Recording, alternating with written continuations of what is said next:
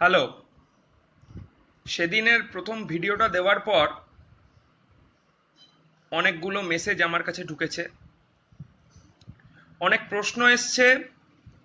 কিছু কিছু মানুষের প্রশ্ন আমি চ্যাটে উত্তর দিতে পেরেছি, কিছু কিছু মানুষের পারিনি। তাই সারা সপ্তাহ কাজ থাকায় আজ রোববার কয়েকটা প্রশ্নের উত্তর দেওয়ার সুযোগ নিজে খুঁজে নিচ্ছি। বেশ কিছু সঙ্গী তৃণমূলীরা গালাগাল করেছে, মা বাবা তুলে গালাগাল করেছে, সেগুলোকে পাত্তা দিচ্ছি না, কারণ তারা ফেক প্রোফাইল চালিয়েই করেছে। সামনাসামনি এলে খুব একটা অসুবিধা আমার হবে বলে আমার মনে হয় না। তা যাই হোক, কয়েকটা প্রশ্ন আমার ছাত্রদের থেকেও এসছে, অনেক সাধারণ মানুষের থেকে এসছে, তাই সেগুলোর উত্তর দেওয়ার চেষ্টা করছি। প্রথমে সবাই বলেছে, আচ্ছা রামনবমীতে স্যার আপনার তলোয়ার বার করা নিয়ে কি অসুবিধা?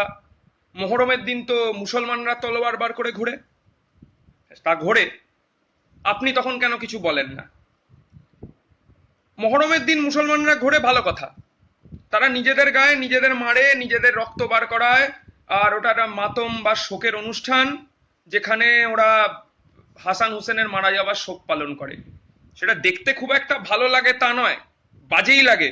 বাচ্চা বাচ্চা ছেলেরা ধর্মের নামে নিজেদের পিঠে ছোড়ার আঘাত মারছে, সেটা খুব একটা কারুরই দৃষ্টিনন্দন লাগে না। কিন্তু তাই বলে আমাদের রামনবমী করতে হবে?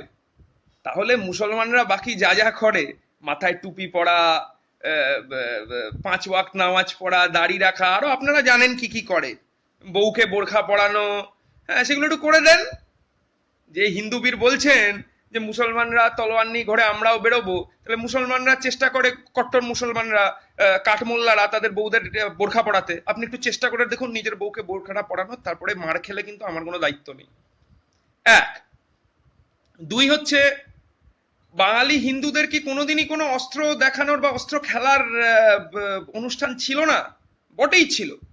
যারা গ্রামের দিকে কখনো একটু থেকেছি বা দেখেছি, চড়কের মেলায় সাধু সন্ন্যাসীরা এরম খেলা দেখাতো, লাঠি খেলা, তলোয়ার খেলা, কিন্তু কিন্তু সেইটা সম্ভব নয়। সেইটা তো অন্য কাউকে দেখানোর জন্য হয় না, সেইটা নিজেরাই সাধু সন্ন্যাসীরা কষ্টের মাধ্যম দিয়ে স্বর্গ লাভ করার চেষ্টা করে। তা সেইটার সাথে তো আর এই রামনবমীর গায়ের জোরে মন্দির এই বানায়েঙ্গে, মসজিদ তোড়েঙ্গে, এইসবের সাথে তো কোনো সম্পর্ক নেই। আর দ্বিতীয় প্রশ্ন, এটা খুব কমন এখন মার্কেটে চলছে, যে not all Muslims are terrorist, but all terrorist are Muslim. মানে সব মুসলমান জঙ্গি নয়, কিন্তু সব জঙ্গি মুসলমান। আচ্ছা, তাদের বোধহয় না ইতিহাসটা পড়া কোথাও একটু গন্ডগোল আছে। মানে খুব দূরের ইতিহাস বা বিদেশের ইতিহাস নয়, আমাদের দেশের ইতিহাস।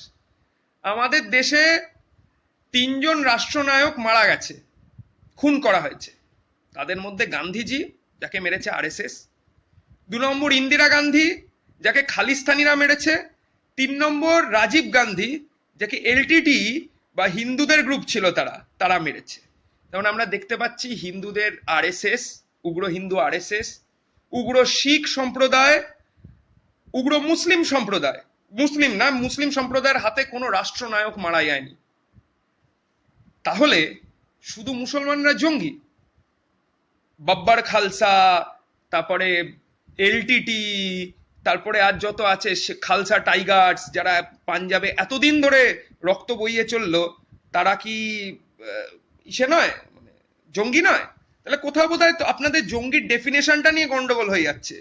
মানে যদি হিন্দুরা করে তাহলে সেটা জঙ্গিবাদ নয়, শিখরা করে সেটা জঙ্গিবাদ নয়, খ্রিস্টানরা করে সেটা জঙ্গিবাদ নয়, মুসলমানরা করলেই জঙ্গিবাদ। আরে বাবা, জঙ্গি সব ধর্মে আছে। তাই হোলিয়ার দ্যান দাউ অ্যাপ্রোচ, আমার ধর্ম তোমার থেকে ভালো, এটা বন্ধ করুন। ঠিক আছে, এটা বন্ধ করুন। এটাও বোঝার আছে যে 1990 সালের আগে আমরা খুব একটা বোম ব্লাস্ট টোম ব্লাস্টের গল্প শুনতে পাই না। যদি ভালো করে খেয়াল করে দেখবেন, বাবরি মসজিদ ভাঙার পর বোম্বে ব্লাস্ট হয়, তারপর থেকে গোটা ভারতবর্ষে ছড়িয়ে যায় দাঙ্গা। তা বাবরিটা কে ভেঙেছিল ভাই? বাবরিটা কে ভেঙেছিল? বাবরিটা ভাঙার কোনো প্রয়োজন ছিল? 400 বছর আগে যদি বাবর ভুল করেও ওখানে যদি রাম মন্দির থেকেও থাকে, সেটাকে যদি ভেঙে দিয়েও থাকে, তাহলে বাবর যা করেছে আজকে তাই করব? এ তো অদ্ভুত ধরনের কথাবার্তা। তাও সেটা নিয়ে ঐতিহাসিকদের দ্বিমত আছে যে ঠিক অযোধ্যার কোন জায়গাটায় রাম মন্দিরটা ছিল কেউ জানে না। এইসব কথাগুলো বলা বন্ধ করুন। আর সবাই বলছে যে দুনিয়া জুড়ে মুসলমানরা জঙ্গিবাদী, সেটারও উত্তর এখানে। 1989-80-তে আফগানিস্তানে কারা তৈরি করলো? মুজাহিদ্দিন। রাশিয়া যখন আফগানিস্তান 60-70-এর দশকে মেয়েরা স্কার্ট পরে ইউনিভার্সিটি যেত, ছেলেরা মেয়েরা একসাথে গিটার বাজিয়ে পিঙ্ক ফ্লয়েডের গান শুনতো, সেরকম ছবি চাইলে আমার কাছে আমি দেখাতে পারি, আমাদের কাছে আছে। তা কে তৈরি করলো জঙ্গিবাদ ওদের ওখানে? কেন 90-এর দশকের পর থেকেই জঙ্গিবাদ গোটা পৃথিবী জুড়ে নাড়াচাড়া মাথা নাড়া দিয়ে উঠলো? তার আগে জঙ্গি একটাই ছিল, তার নাম ছিল ইউনাইটেড স্টেটস অফ আমেরিকা। সেই ইউনাইটেড স্টেটস অফ আমেরিকা যারা কিনা একটা হেরে যাওয়া জাপানের ওপর হিরোশিমা নাগাসাকি করলো, যারা ভিয়েতনামে ওগুলো করলো, তাদের ডেফিনেশনে আমরা জঙ্গিবাদ শিখবো, টেরোরিজম শিখবো from America? Please spare me that lecture.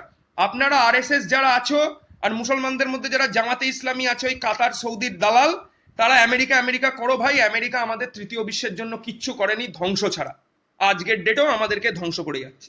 3, Bangladeshi হিন্দুদের জন্য আপনারা কেন কথা বলেন না? আরে বাবা, কেন কথা বলবো না? বাংলাদেশি হিন্দুদের কথা সব থেকে বেশি বলা দরকার বাংলাদেশের যারা যুবক আছে তাদের। বাংলাদেশে যারা আছেন বা যারা ওখান থেকে নিজেদের, আমি তো জানি হিন্দু সংগতির আইটি সেলের সব ছেলেপিলে বাংলাদেশ থেকে আসে বেশ কিছু, সেই বাংলাদেশের নিজেরা লড়ুন না, গড়ে তুলুন না। কেন সেখানে সেকুলার আন্দোলন নেই? শাহবাগ হয়নি? তা সেগুলো আপনারা চোখে দেখতে পান না? শুধু কতিপয় মুসলমান কিছু হিন্দুর ওপর আক্রমণ করলে সেটা দেখতে পান, আর এটা দেখতে পান না যে thousands and thousands of Bengali youth they gather, আর তারপরে তারা দম আছে তাদের যে তারা তাদের পুরনো যারা ইয়ে ছিল, দেলওয়ার হোসেন সাইদি, এবং যারা যুদ্ধাপরাধী ছিল তাদের ফাঁসিটা দিতে পেরেছে। এই সাহস আমরা এখনো করে উঠতে পারিনি। দয়া করে বুঝুন যে বাংলাদেশে the people of Bangladesh, the youth of Bangladesh are resisting. তাই বলে কি জঙ্গি নেই? আছে, তাদেরকে আটকানো হচ্ছে। এবার কলকাতায় এলে একটা খবর সবাইকে জানানো খুব দরকার, যেটা চারিদিকে ছড়িয়েছে, যে মেটিয়াব্রুজে খিদিরপুরে দাঙ্গা লাগানোর চেষ্টা করেছিল কিছু হনুমানের দল, যেখানে 50% হিন্দু এবং 50% মুসলমান পাশাপাশি বাস করে। খুশির বিষয় এই যে সব চক্রান্তকে ব্যর্থ করে মানুষ মাঠে নেমে পড়ে জঙ্গি ওদেরকে বুঝিয়ে দিয়েছে যে দাঙ্গা এখানে হতে দেওয়া যাবে না, করতে দেওয়া যাবে না। তাই এটা খুব পরিষ্কার করে বোঝার যে আমাদের মধ্যে দাঙ্গার বীজ বপন করা চলবে না। কে কি খায়, কে কি পড়ে, সেটা নিয়ে আমাদের খুব একটা হেডেক নেই। আর সন্ত্রাসবাদের প্রশ্ন যখন হচ্ছে তখন সিলেক্টিভ কেন? এয়ার বোম্বিং শিখেরাও করিয়েছে, এয়ার বোম্বিং ফিদেল কাস্ট্রোকে টার্গেট করে আমেরিকানরাও করিয়েছে। তা সেগুলো সন্ত্রাসবাদ একটা পলিটিক্যাল স্ট্র্যাটেজি, সেটা অনেকেই অনেক সময় ব্যবহার করে। তা সেইটা নিয়ে এইগুলো কথা কেন? মুসলমানরা বেশি বাচ্চা করে। আচ্ছা, লালু প্রসাদ যাদব কি হিন্দু না মুসলমান? ওনার কটা বাচ্চা? গ্রামাঞ্চলে অনেক হিন্দু এরকম আছেন যারা একাধিক বিয়ে করে এবং একাধিক বাচ্চা রাখে। এটা বুঝতে হবে, এটা ধর্মের সাথে না, এটা শিক্ষার সাথে যুক্ত। যারা অশিক্ষিত, অস্বল্প শিক্ষিত, যাদের ফ্যামিলি প্ল্যানিং এর আইডিয়া নেই, তাদের বেশি বাচ্চা হয়, আর যারা শিক্ষিত তারা করেন না। দেখা যাবে, আপনারই কখনো দেখতে পারবেন টিসিএস এ কাজ করছে কোনো মুসলিম ছেলে যে প্রফেসর, তার 5টা বাচ্চা, এটা কখনো হতে পারে? তাহলে এটার সাথে অর্থনীতির সম্পর্ক আছে, ধর্মের কোনো সম্পর্ক নেই। আর বারবার করে যারা বলতে চাচ্ছেন যে মমতা মুসলিম তোষণ করছে, মুসলিমদের বাড়বাড়ান্ত হচ্ছে, কি বাড়বাড়ান্ত হচ্ছে আমি তো দেখতে পাচ্ছি না। সেই টায়ার সারাতো বেশিরভাগ ছেলেরা, সেই গাড়ি চালাতো বেশিরভাগ মুসলিম ছেলেরা, তারা তো তাই আছে। শুধু মমতা ব্যানার্জি মাথায় হিজাব পরে হিন্দুদেরকে ইরিটেট করাচ্ছেন মুসলিমদের বিরুদ্ধে, এবং এটা চক্রান্ত করছেন। এটা বোঝার আছে যে এই চক্রান্তে আমাদের কোনো লাভ নেই। কারণ টেকনিক্যালি ওই একই বৃন্তে দুটি কুসুম, হিন্দু মুসলমান ওই প্রেমের কথা ভাবের কথা বলছি না। টেকনিক্যালি এমন কোনো জায়গা নেই পশ্চিম বাংলায় যেখানে খুব বড় সংখ্যায় হিন্দু এবং খুব বড় সংখ্যায় মুসলমান পাশাপাশি বাস করে না। কলকাতা শহরের এক প্রান্ত থেকে আরেক প্রান্তে যেতে গেলে এরকম একাধিক জায়গা দেখা যাবে যেখানে হিন্দু মুসলিম পাশাপাশি বাস করে। যদি কোনোভাবে একটা দেশলাই কাঠি এই দাঙ্গার পড়ে, তাহলে আপনারা কেউ বাঁচবেন না। এটা ইউপি নয়, এটা বিহার নয় যে আলাদা আলাদা গ্রাম জাত ধরে ধরে থাকে, আলাদা আলাদা অঞ্চল জাত ধরে ধরে থাকে, এটাতে এটা নেই। আমরা সবাই পাশাপাশি থাকি। সুতরাং একটু ঠান্ডা মাথায় চিন্তা ভাবনা করুন। আমার আমার শুনে খুশি লাগছে, ভেবে খুশি লাগছে যে মেটিয়াবুরুজ খিদিরপুর অঞ্চলের মানুষ দাঙ্গা প্রতিরোধে এগিয়ে এসে দাঙ্গা থামিয়ে দিয়েছেন, এবং এই অস্ত্রের আস্ফালনের ফলে বিজেপি, আরএসএস এবং টিএমসি যেটা চেয়েছিল যে ইমিডিয়েটলি হিন্দু মুসলমানের চারিদিকে রক্তাক্ত হয়ে যাবে, সেটা বাংলার মানুষ হতে দেননি। কিন্তু তাই বলে আমাদের আত্মসন্তুষ্টি লাভ করে কোনো কিছু হবে না। আমাদের সজাগ থাকতে হবে, আমাদের ক্লিয়ার থাকতে হবে যে কি করে আমরা নিজেদের দেশটাকে দাঙ্গার থেকে বাঁচাবো। এটা করতেই হবে। এটা না করতে পারলে আমাদের ইকোনমিক, সোশ্যাল সব রকম ক্ষতি, পুরো শেষ হয়ে যাব আমরা। 92 সালের দাঙ্গার আমি খুব ছোট ছিলাম, তখনও আমার মনে আছে কিছু কিছু কারফিউ আওয়াজ, চারিদিকে ভয়ের পরিস্থিতি, আমি ছোট ছিলাম, সেটা আমার আমার পরিষ্কার মনে আছে। সেই 92 এর দাঙ্গা আর ফেরত আনা যাবে না। যদিও তাতে আমাদের পশ্চিমবাংলায় জ্যোতিবাবু মাথার উপর থাকায় বিশেষ কিছু হয়নি। এখন কিন্তু জ্যোতিবাবু নেই, এটা তো খুব পরিষ্কার। জ্যোতিবাবু না থাকায় আমাদের নিজেকেই জ্যোতিবাবুর আদর্শটাকে সামনে বা এগিয়ে নিয়ে যেতে হবে।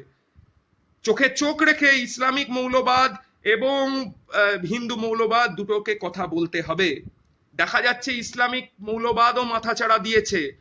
ইয়াং ছেলে, মুসলিম ছেলে মেয়েদের মধ্যে, বিশেষত মেয়েদের মধ্যে যেভাবে হিজাব বোরখার প্রচলন বাড়ছে, সেটা খুব আতঙ্কের। যেভাবে ইয়াং ছেলেদের মধ্যে টুপি দাড়ির বাড়ছে, সেটাও আতঙ্কের। তাই বিশেষত যারা মুসলিম যুবক আছে তাদের বলবো, তোমরা তোমাদের জায়গা থেকে মৌলবাদটাকে বার করে আনার চেষ্টা করো। এবং যারা আমাদের মতন হিন্দু ঘরের, হিন্দু নামের যুবক, আমি নিজেকে হিন্দু মনে করি না, জন্মেছি হিন্দু ঘরে, তারা তাদের থেকে বের করে আনার চেষ্টা করো। ইমিডিয়েটলি যদি এটা না করা যায়, তাহলে সামনে খুব খুব খারাপ সময় আছে। আর সবাই সজাগ থাকো, কেউ গুজবে কান দিও না, গুজব ছড়িও না, এতটুকুই আমার বলা। ধন্যবাদ।